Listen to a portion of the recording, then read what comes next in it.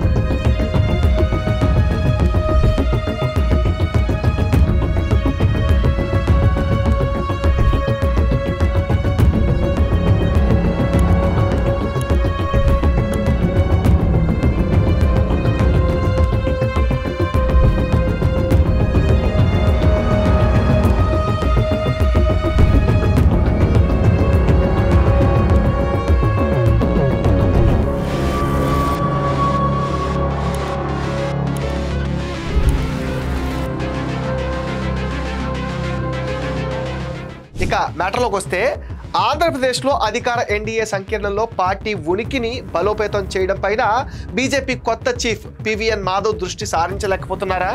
BJP నేతల్ని కలుపుకుని పోవడం లేదా అంటే అవుననే అంటున్నారు.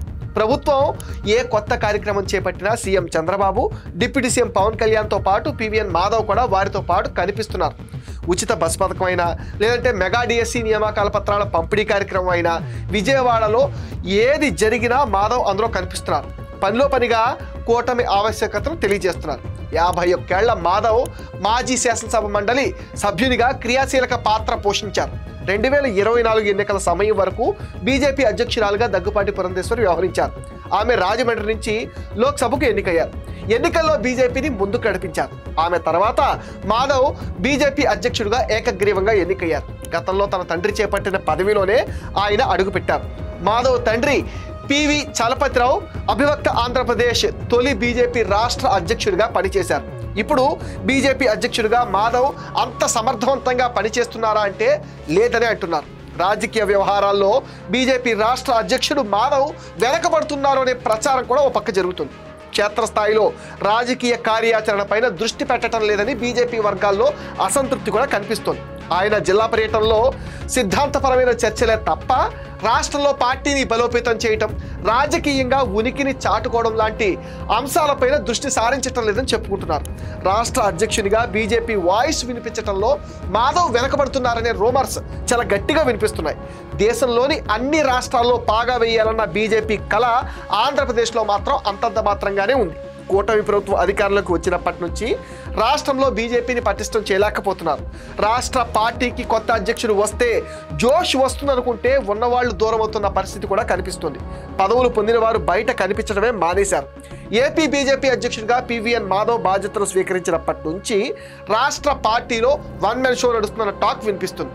ఏపీలోని అన్ని జిల్లాలు తిరుగుతూ మధ్యలో ఢిల్లీ వెళ్ళి పెద్దల ఆశీస్సులు తీసుకుంటూ కూటమి సభల్లో నేనున్నానంటూ దూరపు చుట్టంగా వచ్చి వెళుతున్నారు తప్ప మాధవ్ పార్టీ పైన దృష్టి సారించడంలో విఫలమవుతున్నారని కూడా అంటున్నారు.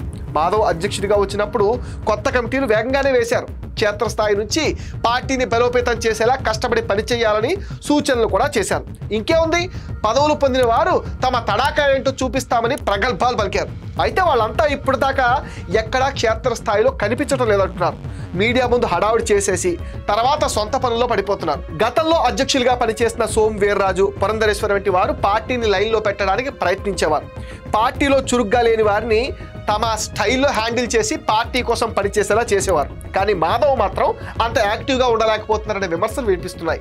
సీనియర్లను మాధవ్ కలుపుకుపోవడం లేదనే వాదన కూడా మరికొంతమందిలో వినిపిస్తుంది. ఏపీ బీజేపీ రాజకీయాల్లో ఇప్పుడు మంత్రి సత్యకుమార్ యాదవ్ యాక్టివ్ అయిపోయారు. ఉప ముఖ్యమంత్రి వెంకయ్య నాయుడికి ఒకప్పుడు పర్సనల్ సెక్రటరీగా పనిచేసిన సత్యకుమార్ అంచెలంచెలుగా ఎదిగారు. బీజేపీ జాతీయ కార్యదర్శిగా 3 సార్లు ఆ పదవిని చేపట్టారు. కేరళ, కర్ణాటక అసెంబ్లీ ఎన్నికల్లో పార్టీ పరిశీలకుడిగా బాధ్యతలు నిర్వర్తించారు. జాతీయ స్థాయిలో మంచి పేరు తెచ్చుకున్నారు. 2024 ఏపీ ఎన్నికల సమయంలో ధర్మవరం అసెంబ్లీ సీటు విషయంలో సత్యకుమార్ పేరు అనూహ్యంగా తెరపైకి వచ్చింది. సత్యకుమార్ యాదవ్ స్వస్థలం అనంతపురం జిల్లా విడపానకల్లు మండలానికి చెందిన గడ్డేకల్లు.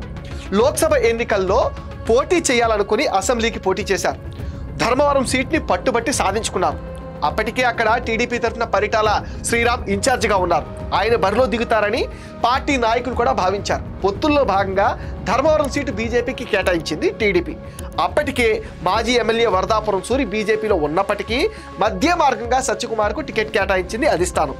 ప్రచారంలో దూకుడు మీద ఉన్న ధర్మవరం సిట్టింగ్ ఎమ్మెల్యే వైసీపీ అభ్యర్థి కేతిరెడ్డి వెంకటరామరెడ్డితో జరిగిన పోరులో కేతిరెడ్డి పైన 3734 ఓట్ల మెజారిటీతో విజయం సాధించారు. అక్కడ గెలవడం అంటే అది ఆషామాషి విషయం కాదు.